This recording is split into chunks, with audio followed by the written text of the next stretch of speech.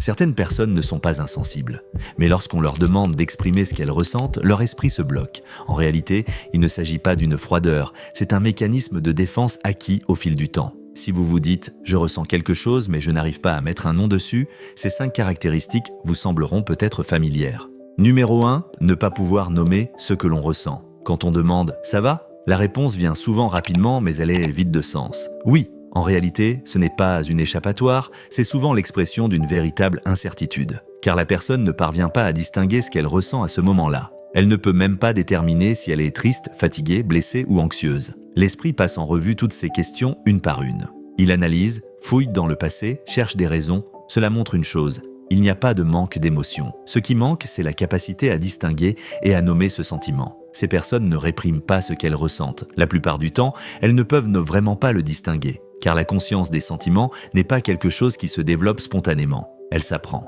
Et pendant l'enfance, on apprend souvent ceci.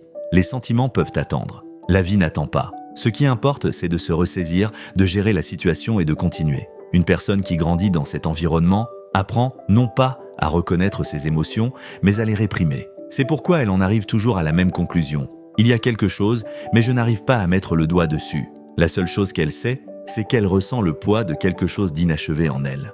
Numéro 2, la nécessité de fonder les décisions sur la logique plutôt que sur les sentiments. Pour les gens, ce que je ressens n'est souvent pas clair. En effet, les sentiments sont variables et incontrôlables. Ce que vous ressentez aujourd'hui peut avoir une autre signification demain. C'est pourquoi ils ne constituent pas un guide fiable. Lorsqu'ils prennent des décisions, ils se tournent automatiquement vers la logique, les données, l'analyse, les listes de pour et contre. Tout doit être mesurable, explicable et défendable. Vu de l'extérieur, cela peut être perçu comme de la maturité, du sang-froid, voire une bonne capacité à prendre des décisions. Mais le mécanisme interne est souvent différent. Ce n'est pas un choix, mais une nécessité. Car dès qu'ils s'approchent de leurs sentiments, une alarme interne se déclenche. Et si je perdais le contrôle ? Et si ce que je ressens m'entraînait dans la mauvaise direction ? Cette peur est généralement apprise dans le passé. Le prix à payer pour ressentir est lourd, et dans un environnement où les émotions sèment le chaos, l'esprit apprend à se protéger par la logique.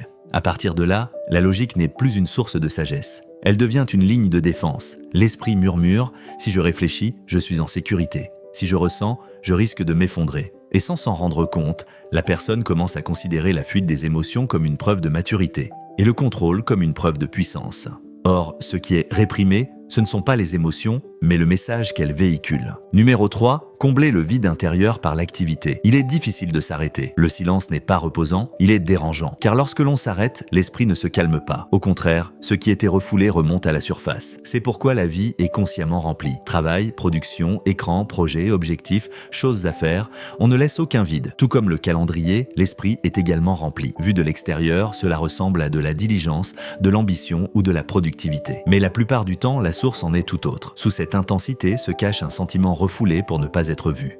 Un vide intérieur. Ce vide est davantage un sentiment de rupture qu'un manque. Ce n'est pas un manque d'énergie, mais un manque de direction. C'est ne pas savoir ce que l'on veut, ne pas pouvoir distinguer ce à quoi l'on aspire. On sent qu'il manque quelque chose à l'intérieur, mais on ne sait pas clairement quoi. C'est pourquoi l'esprit choisit de rester occupé plutôt que de s'arrêter pour regarder. Car dès qu'il s'arrête, les émotions peuvent surgir. Fatigue, absurdité, tristesse, ressentiment. Et la personne se rend compte qu'elle ne sait pas quoi faire de ses émotions. C'est pourquoi elle continue à bouger. Une chose se termine, une autre commence. Car lorsqu'on est occupé, on ne ressent pas le vide. Numéro 4, tendance à réprimer ses émotions par la pensée.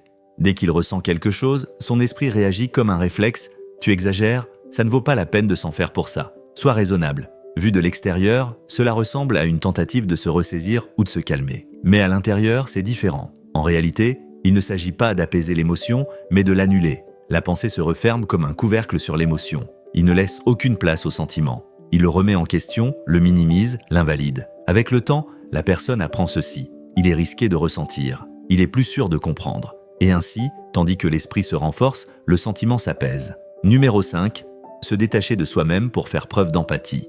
Ils sont doués pour percevoir les sentiments des autres. Ils écoutent attentivement, essaient de comprendre et restent à leur côté. Mais quand vient leur tour, ils ne reçoivent pas la même chose en retour, car ils ont l'habitude de comprendre les autres, pas de se montrer eux-mêmes. Ces personnes ont appris à faire taire leurs propres signaux intérieurs tout en portant le fardeau des autres. Mettre leurs propres besoins au second plan est devenu un réflexe automatique pour elles. Avec le temps, elles se sentent de proches des autres, mais elles ne parviennent pas à se rapprocher d'elles-mêmes. Il y a un lien, mais il est toujours tourné vers l'extérieur. Si vous avez également du mal à vous connecter à vos émotions, ce n'est pas parce que vous ne les ressentez pas, mais parce que vous avez appris à les gérer pendant longtemps. Et vous, laquelle de ces 5 affirmations vous semble la plus familière? Écrivez vos commentaires